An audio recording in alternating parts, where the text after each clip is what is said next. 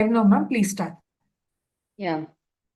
So the Obstetric and Gynecological Society of Southern India, Oxy Reproductive Health Committee. The topic today will be case discussion on endometriosis. So we welcome all the faculty and the delegates for having joined the program. So now I hand over the session to Dr. Aruna Ashok, who is a fertility consultant, clinical director, A4 Fertility Center and Hospital. She has done a MBBS from Kilpauk Medical College, MSOG from Jipmar Pondicherry, infertility training in reproductive medicine division of SRMC, fellowship from ICOG India, a medical career, 17 years experience, mentor for fellowship in reproductive medicine, A4 Fertility Center from 2022 onwards, faculty of FNB Reproductive Medicine, executive committee, member of Tapisar and Oxy, awards gold medal in MBBS, Jipmar and Pondicherry, workshops in International Forum, Sri Lankan Obstetric Society, presented paper, also speaker at National International Conference, Malar Magudam Award, Radio City Icon Award, Icon Fertility Care Award, Nizar Racing Star Award. Next, Dr. Rajapriya ma'am, who's the Executive Committee member, Oxy, also Director, Om Fertility Center, Srinivas Priya Hospital, Perambur. She is a patron of IFS Tamil Nadu chapter, IFS Quiz Committee, South Zone Coordinator, Secretary, Women's Wing, Perambur IMA, Managing Committee member, Oxy, Sexual Health Committee member, Foxy, also ICOG Foxy, Reproductive Medicine Course Head in Chennai, MRCOG Part 3 Examiner. Over to moderators to take over the session and introduce the speakers. Dr. Aruna? Dr. Aruna?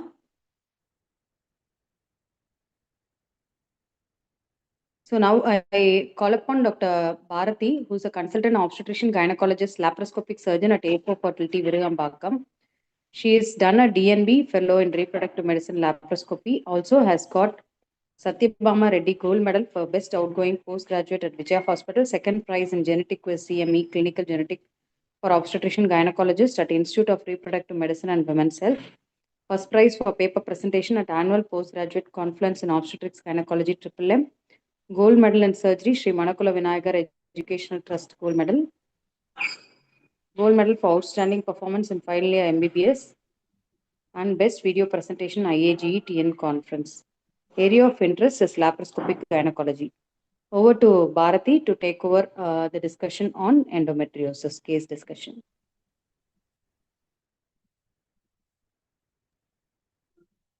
Yeah.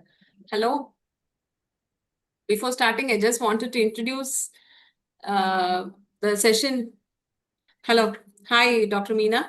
I think Rukyal is taking 5 minutes time. So Bharati will present it and then Rukyal will join. She's there? Not audible? Can you hear us? Yes, ma'am, you're audible, ma'am. Now audible? Yes, ma'am. Okay. So fine. No, we can. You are not audible to us, ma'am. Oh, we are actually Bharati is able to hear me. No, I just wanted to tell that this will be a real case scenarios that we are going to discuss. So after I think they'll be finishing by 20 to 25 minutes each. And then there'll be a 10 minutes of discussion at the end. So even after Bharati, Dr. finishes and Dr. Rukyal finishes, there can be a conversation between them. And then Dr. Meena and me can also be moderating. So yeah. If I'm not able to join, please carry on, Aruna. Yes. All okay, the best. No Yeah, thank you. Thank you. Thank you. Bharati, you can go ahead. Yes.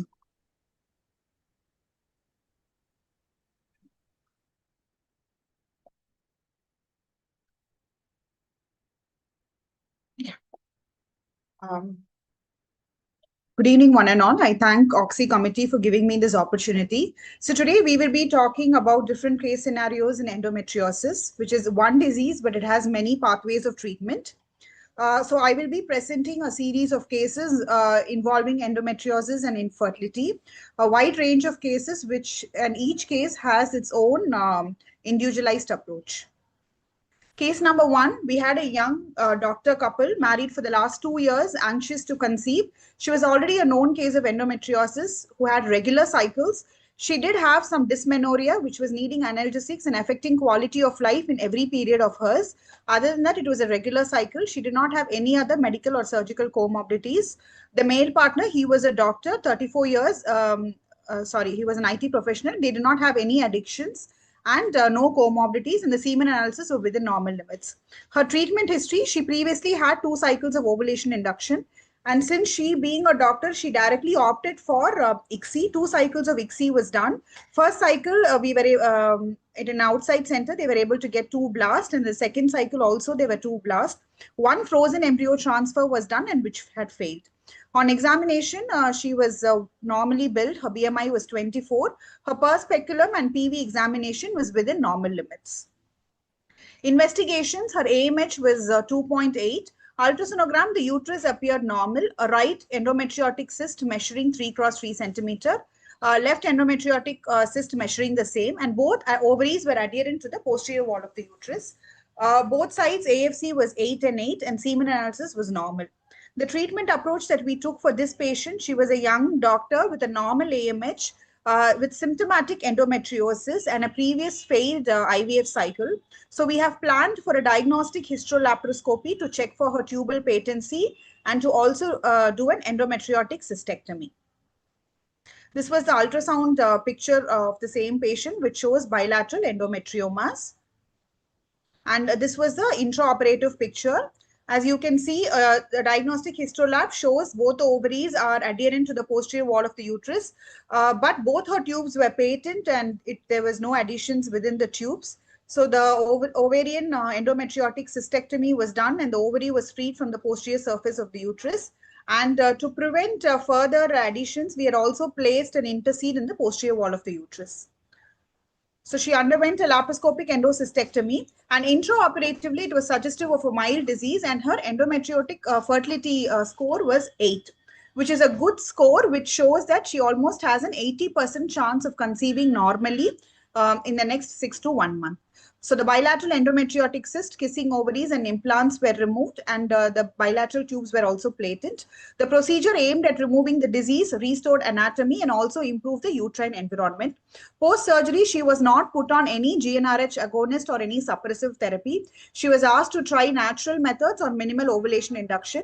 And post-surgery, she also said she had very good pain relief and conceived naturally within the 8 months and had now delivered a child also.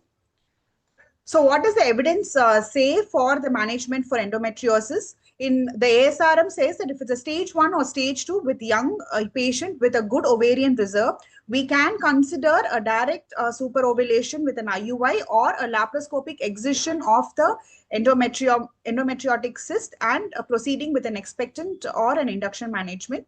Stage 1 or stage 2 with age more than 35 years, surgery is not proven to have any benefit. She can either benefit from an IUI or directly an ART procedure. Stage 3, stage 4, ICSI is the most viable option available to them. So surgeries for endometriosis associated with infertility usually indicated if the patient is of young age, if she has symptomatic endometriosis, no previous surgery for infertility. If there is an endometrioma that is more than 4 centimeter, her AMH is within normal limits, and the patient should also be counseled regarding the risk of reduced ovarian function or reserve. So are hormone or medical therapies effective for the treatment of endometriosis associated? In infertile women with endometriosis, there is no need to prescribe ovarian suppression post-infertility, and the patient should be asked to try conceiving immediately post-procedure. And hormone therapy or suppression should only be offered if the patient is having pain associated in her periods and if she's not planning her pregnancy immediately. So what was different that we did in this case is for all cases of endometriosis, we are starting to put the endometriosis fertility index or the scoring, which gives us a score post-surgery and their chances of conceiving spontaneously after a surgery. So with this scoring system, we will be able to group patients better regarding the benefits of treatment post the surgery or if they can try naturally or not. A second case is also Mrs. R. She's a 28-year-old young patient. married for 3.5 years with primary subfertility. She has regular cycles with occasional dyspareunia, no complaints in her menstrual cycles, no significant medical history. Her husband is a 32 years IT professional. He was hypothyroid. Her semen analysis was normal. She was already a known case of severe pelvic endometriosis. Regarding her treatment history, she has already undergone a surgery for the same, and her surgical findings showed that it was suggestive of severe disease. The bilateral endometriotic cysts were only punctured and drained, and her right tubal clipping was done because it was not patent. She also had a previous ICSI cycle outside with 2 failed embryo transfers, and prior stimulation also showed poor quality oocytes. So she had multiple failed transfers despite adequate blastocyst. So on examination, her BMI was 25, per abdomen was soft, PV, the uterus was retroverted and fixed, and POD, there was nodularity present. Per rectum was normal, her AMH was 2.3. This was the ultrasound finding, which showed a left endometriotic cyst. There was bilateral mild hydrosalpinx. The sliding sign was negative, but there was no obvious bowel thickening on ultrasonogram. So what was the treatment plan? We had directly advised her to go for an ICSI cycle with embryo pooling along with PGTA testing. Her male partner was also tested for sperm DFI. We also treated her with antioxidants and CoQ prior to the stimulation protocol, and also gave her minimal hormones for better synchrony and suppression of the follicles. The protocol was an ANTAC protocol with Recagon and Menopur. Trigger was Ovitril and Decapeptyl, dual trigger. And OPU, we got 3 blastocysts that was frozen. And a PGTA was done for 2 embryos. One showed euploid and the other one was a low-level mosaic. And for the egg collection, we had given her antibiotic prophylaxis, and egg collection was done meticulously without disturbing the endometriotic cyst. She was planned for a surgery after the oocyte retrieval in view of bilateral hydrosalpinx and previous to FET failures. So we had done a diagnostic hysterolaparoscopy, bilateral tubal clipping, salpingectomy, bilateral endometriotic cystectomy, and ERA biopsy was also done, keeping in mind the 2 previous frozen embryo transfer failures and a CD138 testing. Intraoperative, the picture was suggestive of deep infiltrating pelvic endometriosis with an EFS score of 3, bilateral hydrosalpinx, and a left ovarian endometriotic cyst. This was the intraoperative picture where we had to do medicalist adhesiolysis. Endometriotic cystectomy was done. Both the tubes were removed. A salpingectomy was done. Post this, she was put on suppression with lupride for about 2 months, and a single euploid embryo transfer was done later, and she showed a positive beta HCG. And now it is an ongoing singleton pregnancy, 8 weeks, confirmed via ultrasound. So what were the different options of treatment that we had for the same patient? One was either we could have gone for an IVF, next to a surgery, and third was surgery followed by IVF. We chose to directly go for an IVF, preserve her embryos, and then go in for a surgery for adhesiolysis and tubal clipping. So the evidence says that after the first,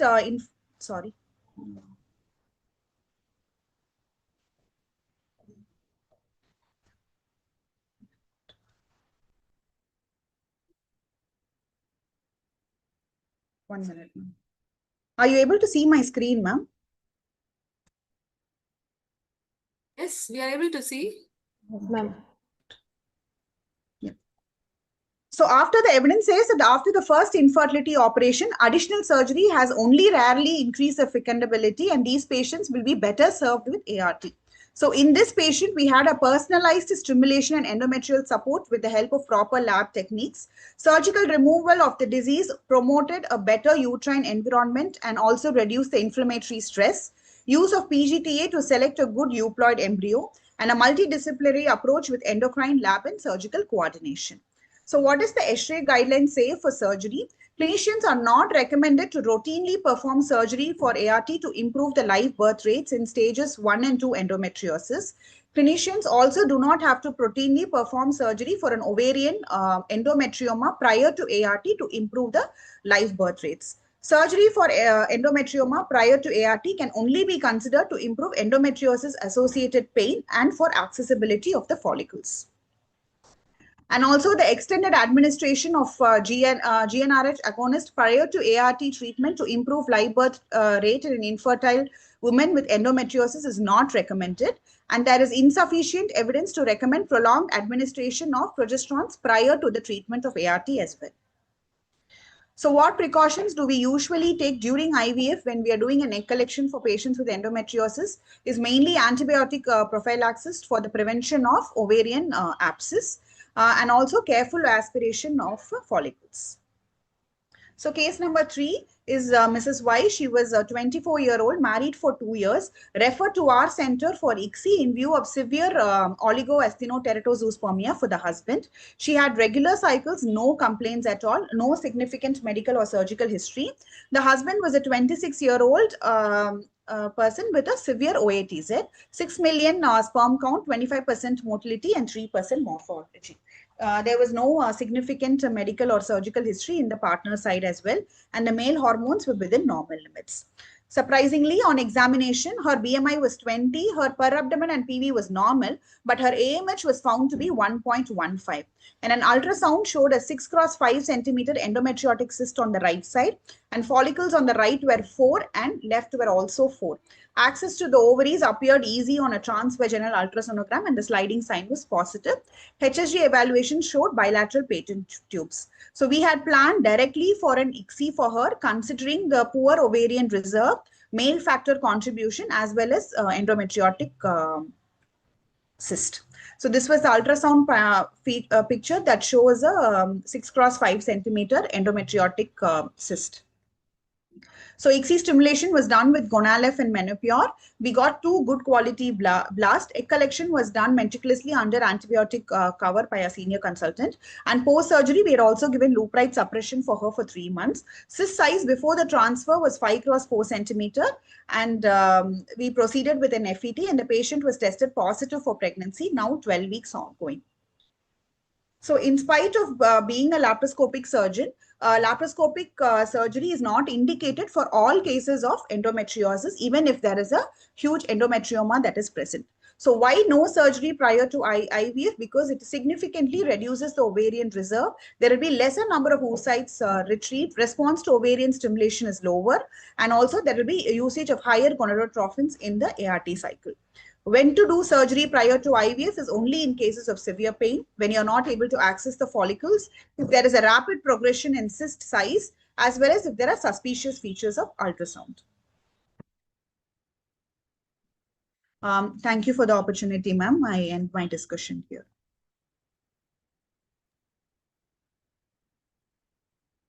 Hello. Yeah. Any questions and discussions?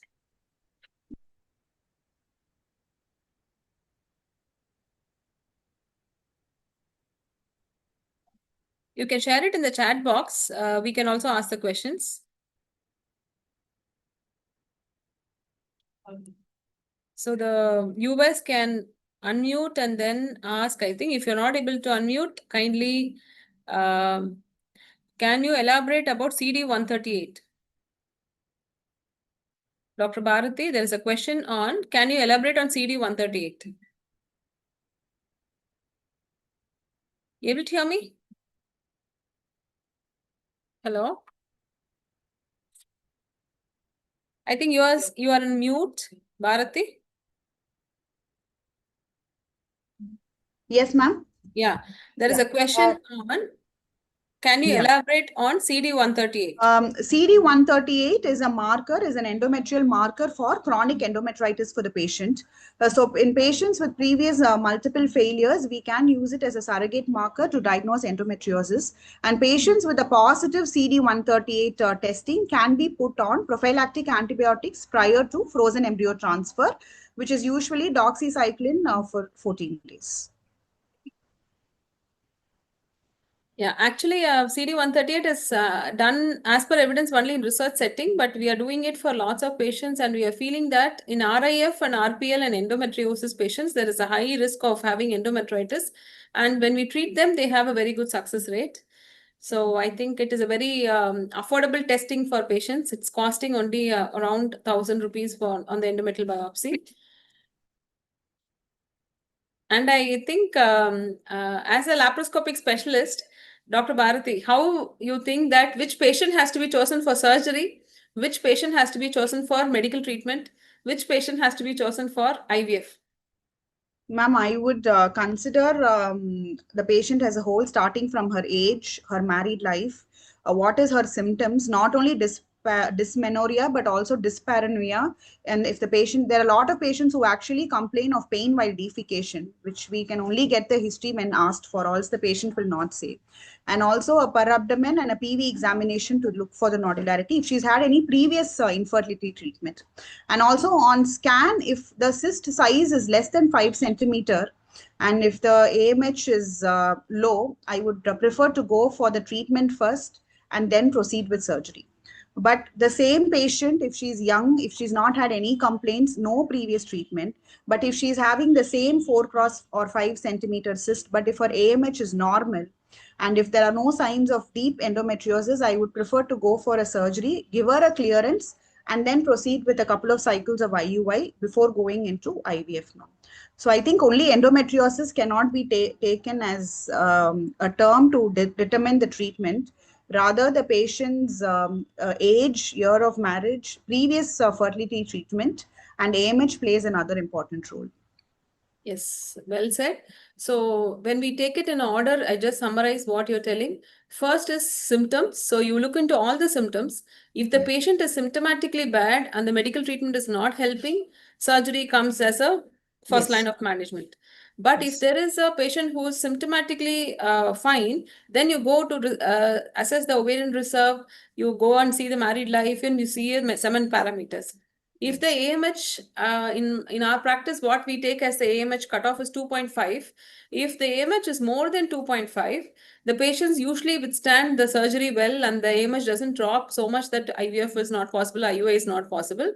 But if the AMH is less than 2.5, it's better to go for a fertility treatment as the first line rather than going for a surgical treatment. And not every other patient needs a surgery. Some patients don't need a surgery and they conceive even automatically, naturally, or IUI. But I think EFI scoring, even with whatever you can do, the scoring with the ultrasound finding is also very important. Now, laparoscopy is not done for everybody. So assess the patient, categorize as how much is the risk is for endometriosis, how much is risk of fertility, and then categorize and follow up the patient. But following the timeline is very important. Even today, we had a patient who has done 2 times endometriosis surgery. And after 2 times, they just left fed up with all the treatment. And 5 years she had been at home and again came with all the endometriosis at 37 years. So I think we should educate the patient that there is time. Delaying the treatment is not going to help. Even if they want to try naturally, it is only 6 cycles. And then IUI, it is maximum 4 to 6 cycles. And if it's not happening, then they go for the next treatment. Another last question, which cases post-surgery we will give Leupride? Dr. Deepali has asked, which cases post-surgery we will give Leupride? Ma'am, according to evidence, for if we have already preserved the blastocyst or the embryos, and if we do the surgery, we don't have to give them a suppression prior to FET if there is no associated adenomyosis. We can directly give her a cycle break and then plan for transfer, provided there are no other uterine factors associated with it.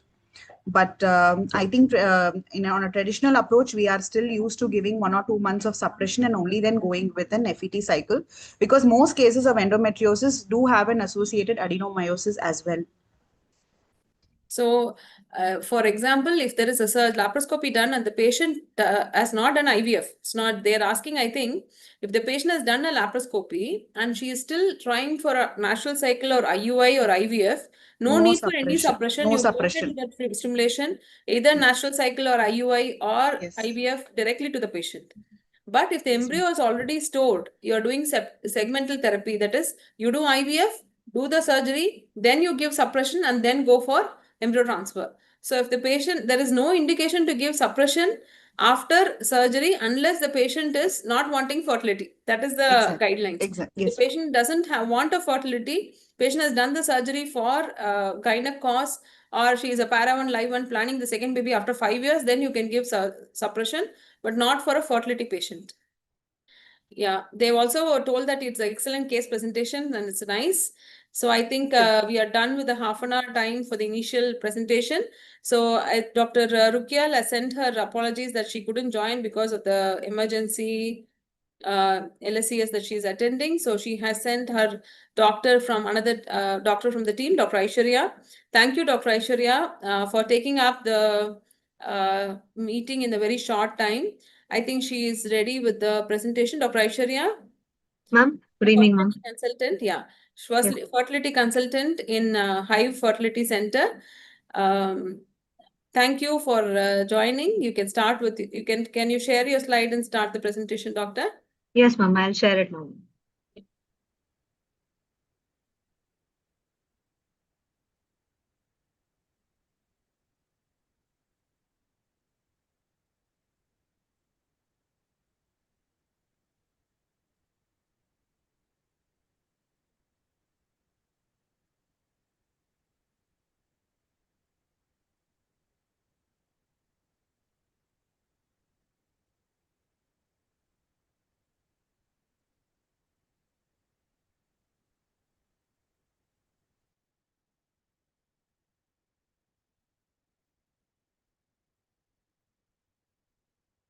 Is my screen visible, ma'am? Yes, ma'am. Please make it Just as full change the screen. slideshow.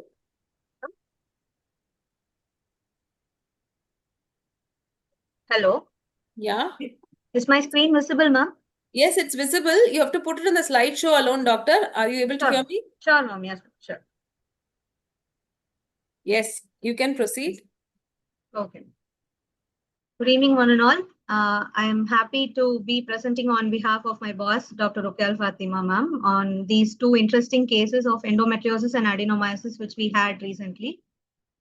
So, in endometriosis and infertility, there are a lot of pathogenesis, not only just the oocyte quality is bad. So, there are four things which we need to be considering why in an endometriosis there is infertility. So, we all know about the oocyte quality. There is a poor quality, poor response to stimulation. There is incomplete maturation. There are LH receptor defects. And there are chances of luteinized unruptured follicle, which is also higher than in normal patients, and lower fertilization rates of the oocytes. So apart from this, there is also a defect in the surrounding environment with the gross distortion of the pelvic anatomy, pelvic adhesions, which can cause tubal blocks, elevated cytokinins and sperm phagocytic substances. These we cannot test, but these also act in such a way that it can cause infertility. And also there is altered tube-ovarian relationship. Coming on to the endometrium also, there is an altered implantation due to altered endometrial receptivity due to the factors like HOXA10 and 11, which are not upregulated during the implantation window in endometriotic patients. Even if they conceive, there are luteal phase defects, and if not treated with progesterones, there is an increased rate of miscarriage. So this picture also suggests the factors affecting implantation and fertility in endometriotic patients. Multiple sites like oocyte quality, ovulation, fertilization, implantation, and even on the pituitary ovarian axis is altered. So let us go on to the case 1. She is Mrs. X, 33 years old, married for 5 years. So basic investigations done showed an adenomyotic uterus. The ovary had an endometrioma of 4 centimeters only on the left side. Her ovarian reserve was normal. AMH was 3 and AFC were 8 plus 10. Her bilateral tubes were patent. Male factor, there was mild asthenoteratozoospermia, otherwise normal. 4 IUIs we tried because other than the endometrioma and mild adenomyosis, we wanted to try with basic treatment, but she did not conceive. So then we planned for an ICSI. So ESHRE guidelines for infertility, as doctor has already elaborately told, Dr. Bharati, hormonal treatment we usually do not recommend in patients who are trying for fertility. And we go in either for a surgery or a medically assisted reproduction. Post-surgery, the EFI score could be used to determine whether she can conceive naturally or for an assisted reproduction. So this is a basic graph which shows how we can manage endometriotic patients. We stage them into 1 or 2 and 3 or 4. If they are stage 1 or 2 and young patients, we can go in for an expectant management with superovulation or IUI. If they are 35 years or older, instead of doing a natural cycle, we can go in for an ovarian stimulation and IUI or IVF directly. Moving on to stage 3 and 4, as the ESHRE guidelines say, usually the surgical therapy with laparoscopy or possible laparotomy if needed. And then if they fail to conceive, we can go in for an IVF. So moving on to the patient ART details. She had to have 2 stimulations. In the first stimulation protocol, we went in for an ultra-long protocol where we gave Lupride Depot 3.75 mg, and post 21 days of that, we started stimulation directly. Because of the suppression of Lupride, she had to have 13 days of stimulation with around 300 international units. We initially stimulated with Gonalep 150 and Menotos 150 international units. She had a HCG trigger and 14 oocytes were retrieved, out of it 9 were M2, but it was of poor quality oocytes, and 8 embryos we froze. After freezing, the next cycle, we gave a Lupride and did a downregulated FET, which turned out to be negative. So this is her IVF summary. So first step, we have a negative. So what did we do next? Should we transfer the remaining embryos, or should we think what could be the cause? So from the IVF summary, we see that the oocyte quality is poor. So we gave her the option of going for another stimulation, or otherwise we can plan of an oocyte donor. But both us consultants and the patient were willing to go for another stimulation since she is young and no major factor to think of a donor immediately. So what we thought of was going in for a hysterolaparoscopy and seeing for other signs of endometriotic spots or tubal or any hysteroscopy findings which we could do.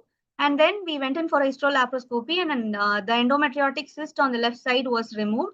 After the laparoscopy and cystectomy, we proceeded with the second stimulation. Now we went ahead with an antagonist protocol, and she had to have 12 days of stimulation. In the second time, we used Pergovaris 300 international units. Dual trigger was given. 28 oocytes were picked up. 13 were mature oocytes, and we got 6 day 5 embryos which were frozen. This time again, we did a downregulated FET and we got a beta HCG positive this time. So this is our second stimulation. So patient was very happy seeing UPT positive for the first time. So talking about the role of surgery, Dr. Bharati has already elaborately spoken about the endometriosis fertility index and where all we need surgery and where we need to avoid what are the negative things. So usually we speak, aim of surgery is for excision of large cysts, restoration of pelvic anatomy, and prevention of adhesions. Indications: when there are cyst is more than 5 centimeters, few guidelines say when the patient has a lot of pain, when it is deep infiltrating endometriosis, yes. And when there is hydrosalpinx or other associated factors, we can think of surgery. What are the negative impact of surgery? The major one we are looking at here is the reduced ovarian reserve. Papers say that 97% of specimens which retrieved endometriotic cysts after surgery showed healthy ovarian tissue along with them. So in this patient, what we did was, after the first stimulation, we went in for a cystectomy and then proceeded with the second stimulation, which gave a better quality embryos and a positive result.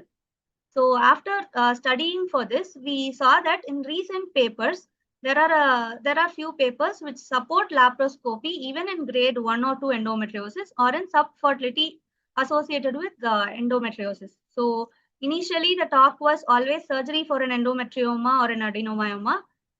In between, we started telling that surgery is not needed for all. We can go in for suppression or medical management, or we can go in directly for an IVF. Surgery is not needed in grade 1 or 2. Recent papers, again, they have started coming up and seeing what surgery can do to give better oocyte quality and better embryo quality and better results. So this what we see from this should not be done for all. We usually follow the ESHRE guidelines, But in individualized 1 or 2 patients, we can still try removing the endometrioma if it is around 4 or 5 centimeters. There are a lot of papers suggesting that the cytokines and the chemical inflammatory factors coming up from the endometrioma could be affecting the healthy oocytes which are closer by. So maybe removing the endometrioma might give better results. So ART in endometriosis, usually indications are grade 3 and 4 when there are associated tubal or male factor infertility and advanced age. What are the risks associated in ART? We can puncture the cyst and cause a pelvic abscess as discussed. Damage to other pelvic structures we can do during an oocyte retrieval due to the adhesions of the bowel, bladder and other structures around. We might be overlooking malignancy in the cyst because we are not going in for a surgery and a biopsy. So preparation prior to ART, suppression should we give with GnRH analogs, progesterones or OC pills and then stimulate? Not much evidence. We can, few papers suggest the GnRH downregulation and ultra-long stimulation gives better results, but most of the papers suggest both antag and agonist or long agonist protocol or ultra-long agonist protocol have no significant differences in the oocyte number and the embryo quality. Some things in endometriosis, they might need a higher dose for stimulation. We usually go in for a freeze-all, suppress, down-regulated FET we do. Addition of letrozole during stimulation, we can think of this because letrozole is an anti-estrogen. It reduces the estradiol levels and also increases the intra-ovarian androgen levels, which can give a better oocyte quality and 1 or 2 better oocyte numbers, which can be beneficial in such patients. So this is one recent paper published in 2022, which shows the pathophysiology and treatment in endometriosis, which is almost similar, which suggests surgery, medically assisted reproduction, and no hormonal suppression in endometrioma and infertility. The last table suggests some emerging treatment strategies, which indicate that a few miRNAs and prostaglandin receptor inhibitors and stem cells might have a role in endometriosis implantation and all that, which need further studies. So there are few newer tests for receptivity, endometrial receptivity in endometriotic patients. So Kleeman et al. Introduced the endometrial function test, EFT, based on the use of antibodies to cyclins as expression patterns of mitotic cycle regulators. So all these are cellular level tests, which have not yet come to use here, but maybe in future we can be seeing them. The Receptiva DX test is also a newer screening and diagnostic test, which is usually used in B-cell lymphoma. This, what it shows us is the overexpression in the secretory endometrium of women contribute to the progesterone resistance. So it can serve as an inflammatory marker for dysfunctional endometriosis and dysfunctional endometrium in endometriosis associated infertility. So this is all about the endometriosis and infertility case. So second one, let's see about a case of adenomyoma. So 35-year-old, she had a previous miscarriage, spontaneous conception, secondary infertility. She presented to us with heavy bleeding and dysmenorrhea along with her secondary infertility, and she had a history of lap adenomyomectomy in 2023 done elsewhere. On the ultrasound, her uterus was severely adenomyotic with volume around 155 cc. Her ovaries, there was no endometrioma and she had a normal reserve. Tubes during her previous laparoscopy was told to be normal, and male factor, she had a mild astenoteratozoospermia. So this is her scan. It's really scary to see this scan. We always see her scan as a team because we could rarely locate her endometrium in this bulky diffuse adenomyoma. So this was her scan. So her ovaries were normal in size. This was just like a corpus luteal cyst, not an endometrioma. So plan of action for her, we planned for a stimulation, ovarian stimulation. We thought of doing a frozen embryo transfer, and prior to it, we were thinking whether we should go in for a down regulation to suppress the volume, or should we go in for a second look adenomyomectomy, or we were even thinking of a microwave ablation and all of that. So on her stimulation, we can see on this side, we retrieved 18 oocytes with an antagonist protocol and an agonist trigger. 14 were M2 oocytes, and we had 6 day 5 embryos which were frozen.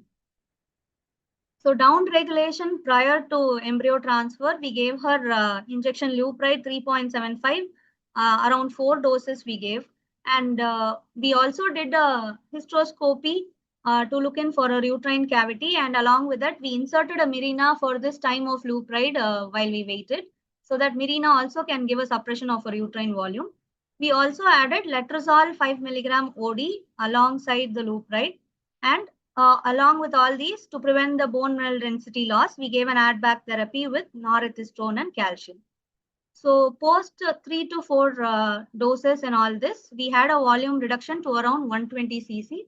We were happy with this, and so we started endometrial preparation. With preparation, she had to get a maximum estradiol dose, for which we used both estradiol valerate and hemihydrate in the maximum doses. And because of the bulky adenomyosis, her endometrium was very resistant to grow, and she needed almost 24 to 25 days of estradiol. And she also received 3 doses of subcutaneous colony stimulating factor for endometrial thickness and blood supply, and other adjuvants were also given. The maximum endometrial thickness we could achieve with all these days was 6.5 millimeter with the triple line. All these scans, as you can see, is only the abdominal scan. On the vaginal scan, her endometrium was not visible at all. With the 6.5 and triple line, we have done a frozen embryo transfer. Single embryo was transferred, and her beta HCG is positive. We are very happy to present this case. So for evidence, we looked into this recent article from China in 2024 published, which compared outcomes of 4 endometrial preparation protocols in adenomyotic patients with thin endometrium during the frozen embryo transfer. So they grouped patients for one group receiving down-regulated FET, one group receiving direct hormone preparation, one group where natural cycle was done, and the other where the modified natural was done. As you can see in the conclusion, they say the pregnancy outcomes among the 4 endometrial preparation protocols were comparable, indicating no significant disparities. We saw multiple other papers also suggested the same, but in practice, we usually go in for the downregulation, suppress the adenomyotic volume, which can also suppress the other inflammatory mediators due to the adenomyosis. And then when we transfer, we see that we get a better result. So regarding adenomyosis, there is a dearth of internationally recognized protocols available for guiding the medical management or surgical management. As we have in endometriosis, we do not have such elaborate guidelines for adenomyosis. But multiple papers say irrespective of the approach used, management of adenomyosis has a beneficial impact. So this is what they have given in conclusion. Whether we do a medical management or surgery where we do an adenomyotomy, they have not mentioned that. But they clearly state that it is better to transfer after managing the adenomyosis. So in conclusion, adenomyosis and endometriosis are very both challenging to treat. It is on the rise. We almost see now it is very rarely that we see normal uterus and normal endometrium which is not thin, or uterus which is not adenomyotic. It is so much on the rise. But we need to study and read the protocols and the guidelines. But the guidelines do not stand for all. The treatment should always be individualized, and patient to patient, we need to individualize the treatment. And when we do it, yes, we sure do get good results, and we need not get scared on seeing such bulky uteruses or big endometriomas. That is what we would like to put forward today. Thank you so much for the opportunity. Thank you, ma'am.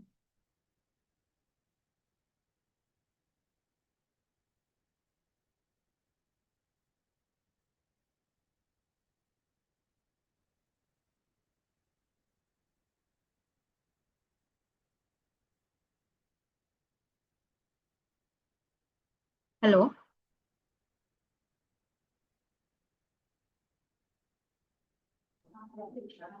Hello, can you hear me? Yes, ma'am. Yeah, Dr. Bharati. Yes, I'm ma'am. in a noisy environment, but Dr. Bharati. Yes, ma'am. Yeah, can you just give your comments and then talk, because I was just had a disturbance and I couldn't listen for 5 minutes of our last case. Yes, ma'am. Thank you, Dr. Aishwarya, for the presentation. She gave us a good insight on endometriosis, and most importantly, I just want to know one thing, Aishwarya. Can I? Yes, yes. Why was the first time you had done an ICSI for the first patient, and then she still had embryos remaining? What was the reason behind the second stimulation? We could have. Why didn't we It consider was very poor grade embryos, Dr. Bharati. So she had embryos, but it was very poor grade. Before the first transfer only, we were very hesitant and reluctant to transfer. But then we discussed with the patients and we wanted to just give a trial, why to waste the embryos. But since it did not give a good result, as I said, we discussed the options again for a second stimulation or to go for donor oocyte. But then we decided to go in for a second stimulation. The quality of the embryos were very poor, so we didn't want to give her a second negative result with the same group of embryos. That is why. Anybody from the audience has any questions? There is a question from one of the person, Dr. Tara. In a patient who has completed her family but unwilling for surgery, what is the best long-term treatment for severe dysmenorrhea and severe dyspareunia?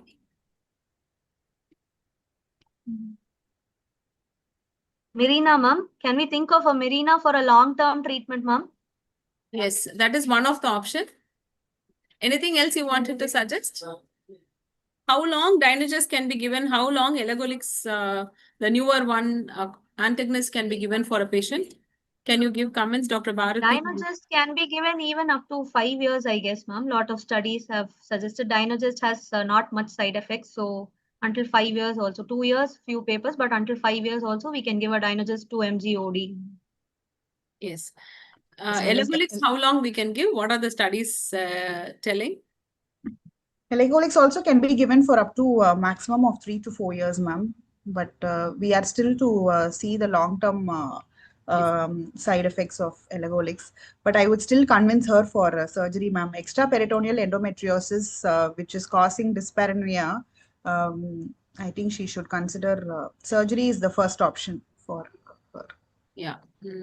Yes, actually for long-term treatment, as noted by the doctors, first is putting in a hormone-releasing intrauterine device. And the next is definitely Dynogest group of drugs. Dynogest, sometimes even alternate day letrozole or daily letrozole, first for 3 months, get rid of the pain, and then you maintain the dose with only Dynogest. And I have seen articles where up to 4 years there is no side effects with Dynogest. So maybe 6 months of Dynogest and 1 month of breakthrough or a 1 month break we can give, and then again give 6 months. But we should be careful that we are supplementing, though they tell that ovulation is 100% not affected. Some patients don't have ovulation, so calcium supplements become mandatory for these patients. And Elagolix, I think the present evidence, the longest time is 18 months. 18 months, maybe the studies which are available is only till 18 months as of now. I've yet to review the articles for 4 to 5 years. Elagolix 200 mg twice a day is a dosage for painful conditions. Gradually, it can be tapered once the pain settles. Maybe, but we have seen for a patient who is having dysmenorrhea and dyspareunia, rectal suppositories are very helpful, because I see these patients running to clinic to give injections. So we have doctors who have patients of endometriosis have very good relief. When I ask them the pain score, they get temporary pain relief during dysmenorrhea. Any method that is going to suppress their endometriosis is useful. So these are the 3 methods that we are using. Anyway, leuprolide and goserelin are the drugs which can be used for severe dysmenorrhea and dysmenorrhea for a 3 to 6 month schedule. And after that, you can continue with oral medicines also. So the options are there. I think patient who is not willing for surgery will also be not willing for Mirena. I don't know how they are. But as suggested by Dr. Bharati, surgery comes as a first line, because for long term, after surgery, if you put on a suppression, it's very useful. So there are lots of patients nowadays reporting with rectal nodules. when they have a defecation problem, and those patients can have just superficial resection of the rectal nodule. But sometimes they have to do resection and anastomosis also, which is very difficult surgery. Not everybody is trained to do that. So I think both the doctors have gave very good insights. The latest articles where I have really doubts on whether the quality of oocytes are not affected in endometriosis is the question to be answered. Now this year and the last year, ESHRE, many studies they have quoted telling that endometriosis per se doesn't affect the oocyte quality. So whether endometriosis is there or not, it is the same. So they have told that. And when we looked at our data, we are also seeing endometriosis patient having good quality embryos also, and also having average quality. Whether this is because of genetic nature of the patient or because of endometriosis is a query. But the endometriosis reduces the ovarian reserve, and endometriosis surgery before doing mandatory AMH is very, very important, at least for our own medical legal compliance. We have to do AMH for the patient, document it, and after surgery, not to do AMH immediately. After 3 months post surgery, after the suppression and the cycles are getting done, then you do a recheck of AMH. And these are the small tips. I think both the doctors, we had a very less time span, so did a very good work. Last question to Dr. Bharati. How do you feel these adhesion barriers are useful for these patients after endometriosis? Because many a times we see myomectomy patients get adhesion barriers. Endometriosis, they are not using adhesion barriers in all the cases. They are the patients who get lots of adhesions. What do you feel adhesion barriers should be used or not to be used? Personally, I feel addition barriers, especially the interseed that is most commonly used, ma'am. It is definitely helpful for patients with endometriosis than for fibroids, because we are used to putting addition barriers both for fibroids as well as for endometriosis. But when you reopen them for maybe a section, or which is the most common thing, fibroids, whether or not you put an addition barrier, it is if we are having good hemostasis and good suturing, there is not much of an addition. But endometriosis, at least the POD gets completely obliterated. Even with interseed, the rate of obliteration is high. So I think we should start using addition barriers for endometriosis specifically, if we have given them, if it's like stage 3 or stage 4, ma'am. Okay. But I think the nature of the disease is as such that if we have to achieve pregnancy as soon as possible, Yes. or else if a repeat scan within 3 to 6 months invariably shows obliteration, ma'am. Yes. Nice to hear. I think these sessions are giving us lots of insights rather than the theory. Seeing how the fertility experts handling the patients is the idea behind Oxy Forum. So I thank all the participants from Oxy Reproductive Health Committee.